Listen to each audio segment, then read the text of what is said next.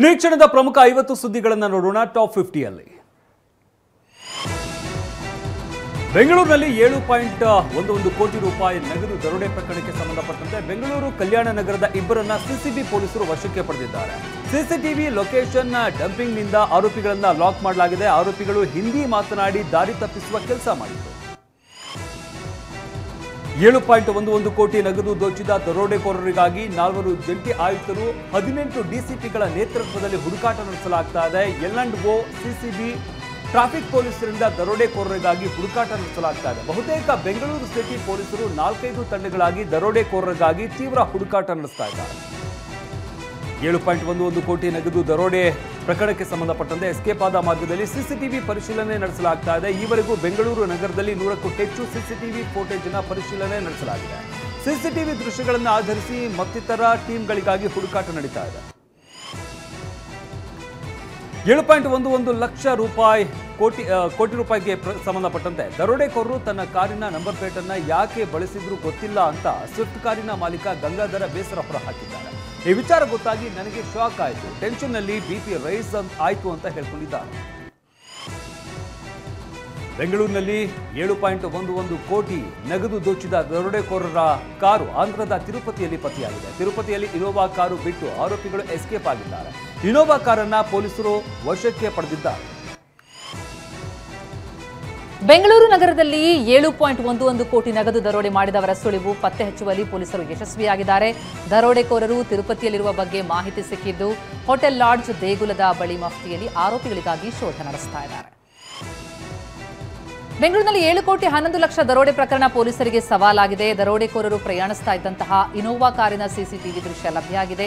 ಹಳೆ ವಿಮಾನ ನಿಲ್ದಾಣದ ದೊಮಲೂರು ಫ್ಲೈಓವರ್ ಬಳಿ ಕಾರು ಸಾಗಿರುವುದು ಸಿಸಿ ಕ್ಯಾಮೆರಾದಲ್ಲಿ ಸೆರೆಯಾಗಿದೆ. ರಾಬರಿ ಗ್ಯಾಂಗ್ ಕಾರಿನ ಮತ್ತೊಂದು ದೃಶ್ಯ ಟಿವಿ9ಗೆ ಲಭ್ಯವಾಗಿದೆ. ದರೋಡೆಕೋರರು ಇರುವಂತಹ ಕಾರು ಹಳೆ ಮಡ್ರಾಸ್ ರಸ್ತೆಯಿಂದ ಎಲೆಕ್ಟ್ರಾನಿಕ್ ಸಿಟಿ ಕಡೆಗೆ ತೆರಳಿದೆ. ನಿನ್ನೆ ಮಧ್ಯಾಹ್ನ 2:26ಕ್ಕೆ ಭಟ್ರಳ್ಳಿ ಕಡೆಯಿಂದ ಕಾರು ನಿರ್ಗಮನವಾಗಿದೆ. ಬೆಂಗಳೂರಿನಲ್ಲಿ 7 ಕೋಟಿ 11 ಲಕ್ಷ ದರೋಡೆ ಪ್ರಕರಣ ಸಂಬಂಧ ಮತ್ತಷ್ಟು ಮಾಹಿತಿ ಹೊರಬೀಳ್ತಾ ಇದೆ. ನಿನ್ನೆ ಮಧ್ಯಾಹ್ನ 12:30ಕ್ಕೆ ದರೋಡೆಯಾಗಿದೆ. ಮಧ್ಯಾಹ್ನ 1:58ಕ್ಕೆ ದಕ್ಷಿಣ ವಲಯ ಡಿಸಿಪಿ ಕಚೇರಿಗೆ ಮಾಹಿತಿ ಬಂದಿದೆ. 2:20ಕ್ಕೆ ವೈರ್ಲೆಸ್ನಿಂದ ಪೊಲೀಸರಿಗೆ ಮಾಹಿತಿ ಸಿಕ್ಕಿದ್ದು ಅಷ್ಟರಲ್ಲೇ ದರೋಡೆಕೋರರು ಬೆಂಗಳೂರು ನಗರ ದಾಟಿದ್ದಾರೆ. ಹಾಡ ಹಗಲೇ ಬೆಂಗಳೂರಿನಲ್ಲಿ ಹಣ ದರೋಡೆಗೆ ಸಂಬಂಧಪಟ್ಟಂತೆ ಸಿಎಂಎಸ್ ಭದ್ರತಾ ಏಜೆನ್ಸಿಯ ಮ್ಯಾನೇಜರ್ ಸಿದ್ದಾಪುರ ಪೊಲೀಸ್ ಠಾಣೆಗೆ ದೂರು ಕೊಟ್ಟಿದ್ದಾರೆ. ವಾಹನ ತಡೆಗಟ್ಟಿ ಮೊದಲು ಚಾಲಕ ವಿನೋದ್ ಕುಮಾರ್ಗೆ ಗನ್ ತೋರಿಸಲಾಯಿತು. ನಂತರ ಹಣವನ್ನ ಇನೋವಾ ಕಾರಿಗೆ ತುಂಬಿಸಿಕೊಳ್ಳಲಾಯಿತು.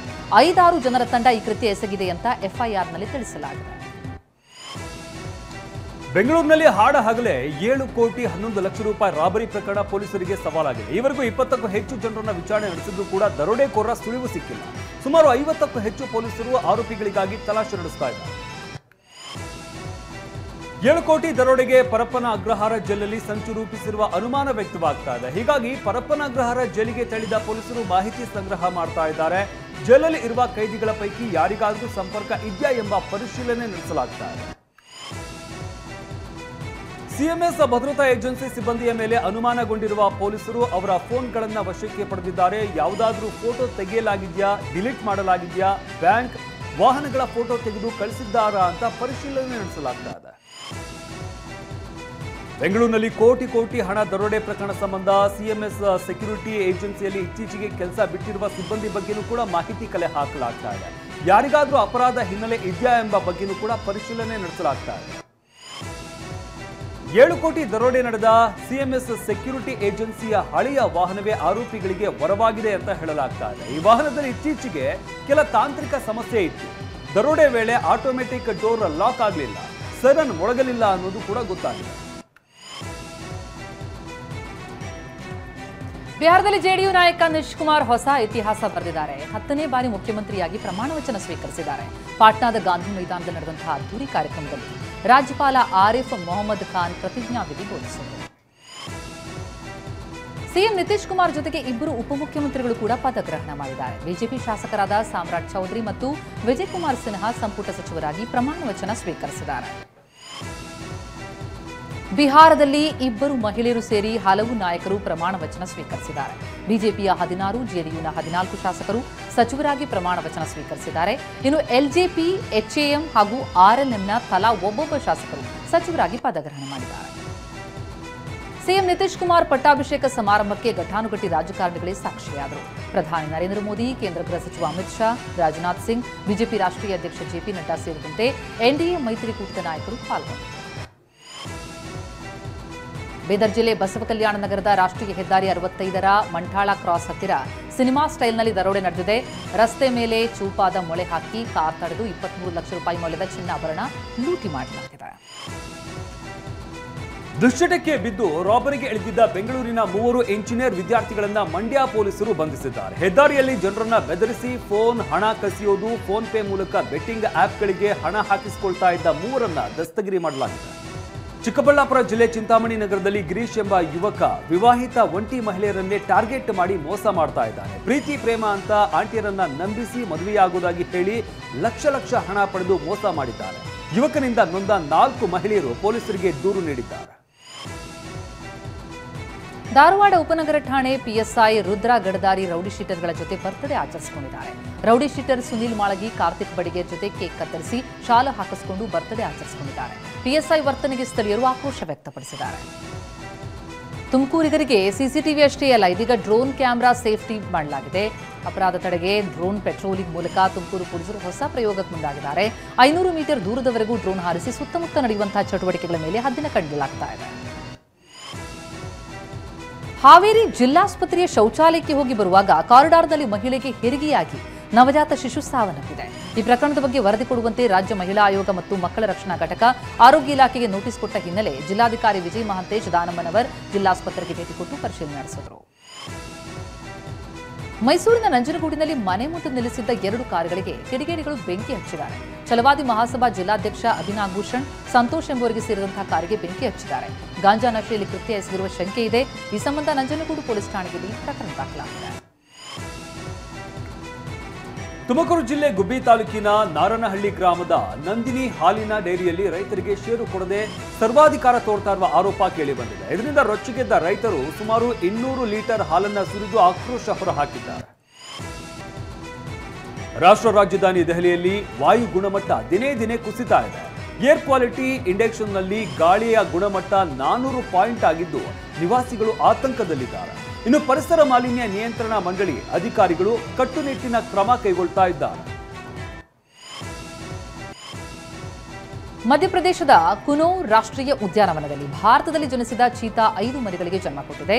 ಮುಖಿ ಹೆಸರಿನ ಈ ಚಿರತೆ ನಮೀಬಿಯಾದ ಜ್ವಾಲಾ ಎಂಬ ಚೀತಾಗೆ ಹುಟ್ಟಿತ್ತು.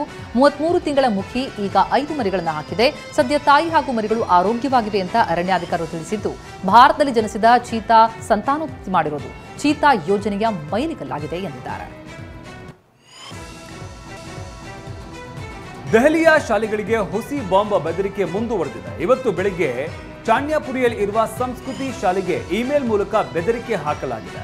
ಕೂಡಲೇ ಶಾಲೆ ಆಡಳಿತ ಮಂಡಳಿಯು ಮಕ್ಕಳನ್ನ ಮನೆಗೆ ಕಳುಹಿಸಿದೆ. ಪೊಲೀಸರು, ಶ್ವಾನದಳ, ಬಾಂಬ್ ನಿಷ್ಕ್ರಿಯ ದಳ ಸಿಬ್ಬಂದಿ ಶಾಲೆಗೆ ದೌಡಾಯಿಸಿ ಶೋಧವನ್ನು ನಡೆಸಿದ್ದಾರೆ.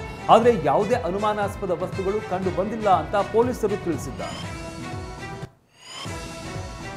ಶಬರಿಮಲೆಯಲ್ಲಿ 3ನೇ ದಿನವೂ ಮಾಲಾಧಾರಿಗಳ ಪರದಾಟ ಮುಂದುವರೆದಿದೆ. ಸರಿಯಾದ ವ್ಯವಸ್ಥೆ ಇಲ್ಲ ಅಂತ ಮಾಲಾಧಾರಿಗಳು ಗರಂ ಆಗಿದ್ದಾರೆ.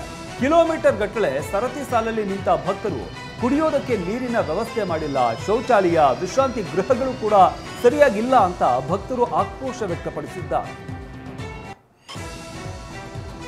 ಪಂಪ್ಸೆಟ್ ಕಳುವು ಮಾಡ್ತಾ ಇದ್ದ ಕುಖ್ಯಾತ ಕಳ್ಳರನ್ನ ಬಂಧಿಸಲಾಗಿದೆ. ಮೆಕ್ಯಾನಿಕ್ ವಿಜಯ್ ಕುಮಾರ್, ಆತನ ಸಹಾಯಕ ಆದಿಗೌಡನ್ನ ರಾಯಚೂರು ಗ್ರಾಮೀಣ ಪೊಲೀಸರು ದಸ್ತಗಿರಿ ಮಾಡಿದ್ದಾರೆ. ಆರೋಪಿ ವಿಜಯ್ ಕುಮಾರ್ ಕೃಷ್ಣಾ ನದಿಯ ದಡದಲ್ಲಿ ರೈತರು ಹಾಕಿರುವ ಪಂಪ್ಸೆಟ್ಗಳನ್ನು ಕಳುವು ಮಾಡ್ತಾ ಇದ್ದಾರೆ. ಕೋರ್ಟ್ಗಳು ರಾಜ್ಯಪಾಲರಿಗೆ ಸಲಹೆ ಸೂಚನೆಗಳನ್ನು ನೀಡಬಹುದು ಅಂತ ಸುಪ್ರೀಂ ಕೋರ್ಟ್ ಅಭಿಪ್ರಾಯಪಟ್ಟಿದೆ. ರಾಜ್ಯಪಾಲರು ಮಸೂದೆಗಳನ್ನು ತಡೆಹಿಡಿಯುವಂತಿಲ್ಲ, ಆದರೆ ಇಷ್ಟೇ ಕಾಲಮಿತಿಯಲ್ಲಿ ಮಸೂದೆ ಅಂಗೀಕರಿಸಬೇಕು ಅಂತ ಸಮಯ ನಿಗದಿಪಡಿಸುವುದಕ್ಕೆ ಸಾಧ್ಯ ಇಲ್ಲ ಅಂತ ಹೇಳಿದೆ. ರಾಷ್ಟ್ರಪತಿ ರಾಜ್ಯಪಾಲರ ಅಧಿಕಾರಕ್ಕೆ ನಿರ್ಬಂಧ ಹೇರುವುದು ಸಂವಿಧಾನಕ್ಕೆ ವಿರುದ್ಧವಾಗಿದೆ ಅಂತ ಸುಪ್ರೀಂ ಕೋರ್ಟ್ ತಿಳಿಸಿದೆ. ಚುನಾಯಿತ ಸರ್ಕಾರವೇ ಡ್ರೈವಿಂಗ್ ಸೀಟ್ನಲ್ಲಿರಬೇಕೇ ಹೊರತು ರಾಜ್ಯಪಾಲರಲ್ಲ. ರಾಜ್ಯಪಾಲರು ಕ್ರಮ ಕೈಗೊಳ್ಳದೆ ಮಸೂದೆಗಳ ಮೇಲೆ ಕುಳಿತರೆ ಒಕ್ಕೂಟ ವ್ಯವಸ್ಥೆ ಮುರಿದು ಹೋಗುತ್ತೆ ಅಂತಲೂ ಅಭಿಪ್ರಾಯಪಟ್ಟಿದೆ. ರಾಷ್ಟ್ರಪತಿ ರಾಜ್ಯಪಾಲರು ಮಸೂದೆಗಳಿಗೆ ಒಪ್ಪಿಗೆ ನೀಡಲು ನೀವು ಸಮಯ ಮಿತಿ ನಿಗದಿಪಡಿಸಬಹುದೇ ಅಂತ 14 ಪ್ರಶ್ನೆಗಳನ್ನು ರಾಷ್ಟ್ರಪತಿಗಳು ಕೇಳಿದರು. ಈ ಹಿನ್ನೆಲೆಯಲ್ಲಿ ಸುಪ್ರೀಂ ಕೋರ್ಟ್ ತನ್ನ ಅಭಿಪ್ರಾಯವನ್ನು ವ್ಯಕ್ತಪಡಿಸಿದೆ. ಸಾಂವಿಧಾನಿಕ ಹುದ್ದೆಗಳಲ್ಲಿರುವವರು ಸರ್ಕಾರಕ್ಕೆ ಸಹಕಾರ ಕೊಡಬೇಕು ಎಂದಿದೆ. ಬೆಂಗಳೂರಿನಲ್ಲಿ ಸಿಎಂಆರ್ ಸಂಸ್ಥೆಯಲ್ಲಿ ಸಂಸ್ಥಾಪಕರ ದಿನ ಆಚರಿಸಲಾಯಿತು. ಕಾರ್ಯಕ್ರಮದಲ್ಲಿ ಹೈಕೋರ್ಟ್ ನ್ಯಾಯಮೂರ್ತಿ ಕೆಎಸ್ ಚಂದ್ರಮೌಳಿ, ಶಾಸಕ ಶರತ್ ಬಚ್ಚೇಗೌಡ, ಸಂಸ್ಥೆಯ ಸಿಇಒ ರಾಮಮೂರ್ತಿ ಸೇರಿದಂತೆ ಹಲವು ಗಣ್ಯರು ಪಾಲ್ಗೊಂಡಿದ್ದರು. ಸಾಧಕರಿಗೆ ಸೇವಾ ಪ್ರಶಸ್ತಿ ನೀಡಿ ಗೌರವಿಸಲಾಯಿತು. ಪಿಎಚ್ಡಿ ಪದವಿ ಮುಗಿಸಿದವರಿಗೆ ಸನ್ಮಾನ ಮಾಡಲಾಯಿತು. ಕಾನೂನು ವಿಭಾಗದಲ್ಲಿ ಅಪಾರ ಸೇವೆ ಗುರುತಿಸಿ ಅವರಿಗೆ ಸಿಎಂಆರ್ ಲೈಫ್ ಟೈಮ್ ಪ್ರಶಸ್ತಿಯನ್ನು ಕೊಟ್ಟು ಸನ್ಮಾನಿಸಿ ಗೌರವಿಸಲಾಗಿದೆ. ಸಿಎಂಆರ್ ಸಂಸ್ಥೆಯಲ್ಲಿ ಉತ್ತಮ ಸೇವೆ ಸಲ್ಲಿಸಿದ ಸಿಬ್ಬಂದಿಗೂ ಸನ್ಮಾನಿಸಲಾಯಿತು.